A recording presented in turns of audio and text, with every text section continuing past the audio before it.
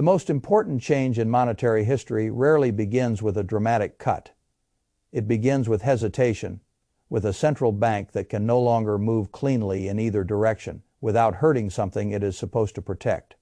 That is where real danger begins. Not when rates are slashed and everyone cheers, not when markets crash and everyone panics, but when the institution at the center of the system starts speaking in the language of uncertainty, because every lever now carries a cost it cannot comfortably absorb. That is what I see in the Federal Reserve now, and that is why this moment matters more than most people realize. A great many citizens still think the Federal Reserve has one job. Some think its job is to save the economy. Others think its job is to kill inflation. Others think its job is to keep stocks stable, housing affordable, and their credit card rate lower than it is. All of them are wrong in a useful way. The Federal Reserve does not exist to make life emotionally comfortable. It exists to manage trade. Offs in a system where comfort is often impossible, and the trade-offs are becoming uglier. That is the story here. Not merely that the Fed held rates steady, not merely that the vote was unusually divided, not merely that Jerome Powell's chairmanship is ending while his influence may continue on the board. Those are headlines. The deeper story is that the central bank is now standing in front of three different fires at once. Inflation is still not where it wants it. Economic fragility is real enough that cutting rates feels tempting. And the debt and interest burden on the United States has become large enough that monetary policy can no longer be discussed as if it were floating above fiscal reality. That is the new world. Once you understand that, everything else begins to make sense. The Fed did not cut. It did not hike. It paused, and that pause tells you more than a confident move in either direction might have, because confidence in central banking comes from clarity. You cut when weakness is clean, you hike when inflation is obvious. You do neither when every path hurts a different part of the machine, and no one can be sure which pain is most survivable. That is where we are. The Federal Open Market Committee did what serious institutions often do in moments like this. It bought time. But bought time is not the same thing as solved pressure. Time can be valuable, it can also be expensive. Because while the Fed waits, other things keep moving. Oil moves, Treasury issuance keeps coming. Consumer budgets keep stretching, political pressure keeps rising. And markets keep trying to price a cleaner future than the present is willing to deliver. That is why the hold matters so much. It is not a non-event, it is a confession. A confession that the central bank does not yet believe it can relieve pressure without risking another form of pressure. Now here is where most commentary becomes useless. People say the Fed should simply focus on inflation, or they say the Fed should simply save growth, or they say the Fed should simply cut because the economy needs relief. No serious institution gets to use the word simply in a moment like this. Nothing is simple once debt is large enough, inflation is sticky enough, and politics are loud enough. That is why I think the phrase, "no one expected," is both silly and revealing. Of course, some people expected the Fed to hold. What almost no one wants to admit is what the hold actually means. It means the old, clean framework is gone. The old framework told you that the Fed's task was hard, but conceptually tidy, balance jobs and prices, tighten when prices run hot, ease when the economy buckles. That framework is no longer enough, because now the sovereign debt burden itself is large enough to cast a shadow over every rate decision. Raise rates, and you do more than squeeze inflation. You raise the cost structure pressing on the federal government. You increase the burden on refinancing. You squeeze borrowers harder. You keep housing heavy. You raise the temperature on every interest-sensitive corner of the economy. But cut rates, and you do more than stimulate. You risk reflating the wrong things. You risk adding fuel to asset prices before affordability returns. You risk feeding inflation at the exact moment inflation still refuses to behave like a dead issue. That is the trap. A system with too much debt does not make monetary policy irrelevant. It makes it morally and politically heavier. And that is why the Fed sounds more hesitant than the public wants. It should sound hesitant. The institution would have to be reckless not to. Now let us talk about Jerome Powell, not because personality is the whole story, because transitions matter when the system is already unstable. Powell's term as chair was always set to end. That was not the surprise. The surprise is the climate around the transition. Instead of a clean handoff, we now have a layered situation. Powell's chairmanship ends, but his board membership can continue. Kevin Warsh arrives with ideas that sound balanced in theory but complicated in practice. Political pressure for easier money keeps simmering, and the institution itself has already revealed more visible disagreement than markets are comfortable seeing. That is not a normal handover. That is a contested one. And contested handovers matter because central banks do not only move rates, they move expectations. Expectations are one of the most powerful economic tools on earth. If the market believes the new regime will cut more quickly, assets price that belief before the cut ever arrives. If the market believes the old guard will remain influential enough to restrain that urge, then risk pricing changes again. Tone matters. Language matters. Forward guidance matters. Silence matters. This is why I think too many people are reducing Kevin Warsh to a simple political stereotype.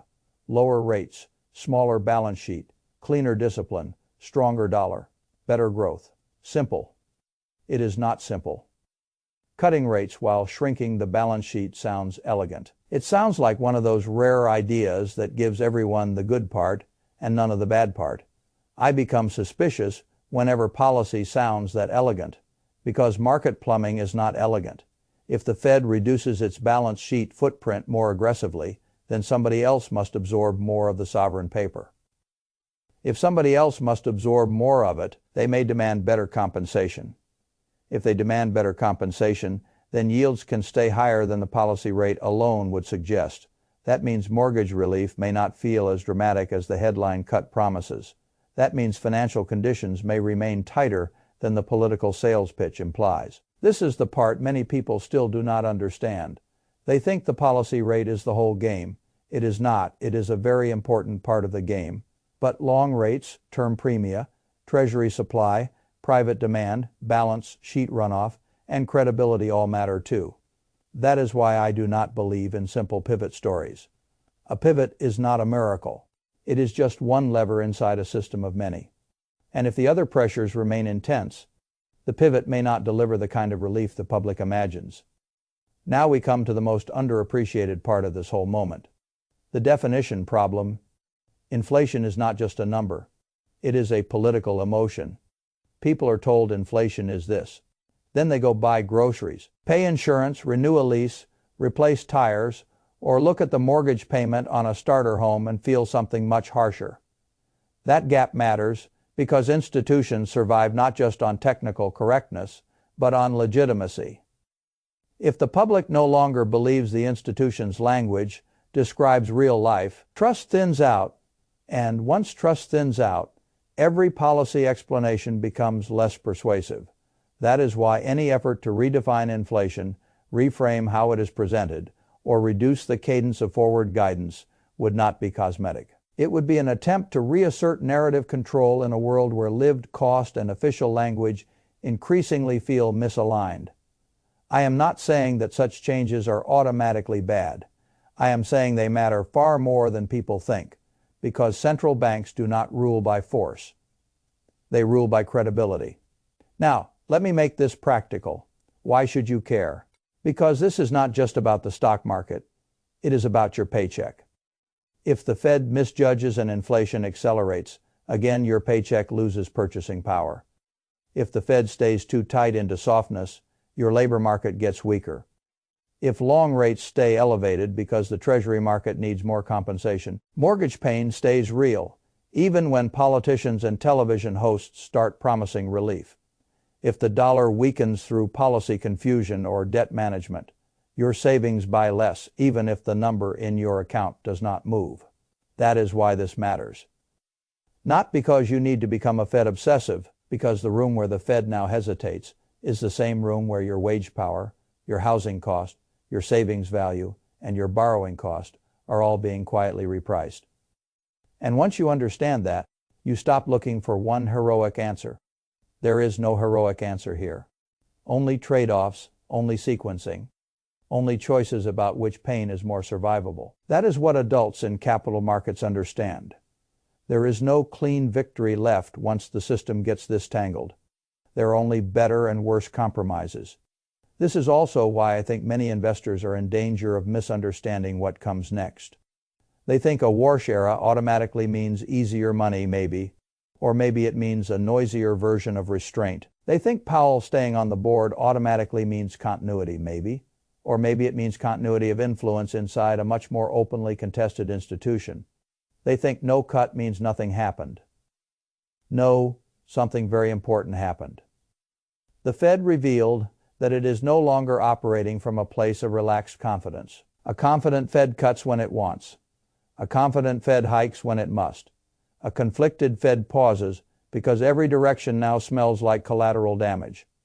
That is the signal. And if you ask me what matters most for the next phase, it is not whether one specific person wins the next internal argument. It is whether the institution can preserve credibility while navigating a world where inflation is sticky, energy is unstable, debt is huge, and politics want relief faster than reality permits.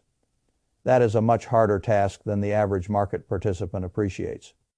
So how should a serious person respond? Not with panic. Not with blind optimism, with realism. Keep your debt load sensible. Do not assume lower policy rates automatically rescue your housing or borrowing future. Do not assume inflation is conquered because the official number looks calmer than your grocery bill does. Do not assume a new chair means a new era of easy comfort. And do not assume the Fed can fix a debt problem that was fundamentally created outside the Fed without passing costs through to someone.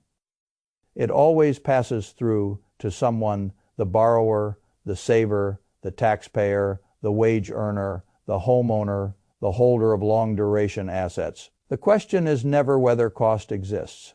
The question is who quietly absorbs it. That is what makes this such an important moment, because the Fed is no longer merely debating rates in the abstract. It is debating which constituency can bear the strain.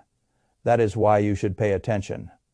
Not because one speech was dramatic, because the system beneath the speech is becoming honest about how trapped it is, and trapped systems are precisely where the biggest redistributions of wealth and purchasing power tend to begin.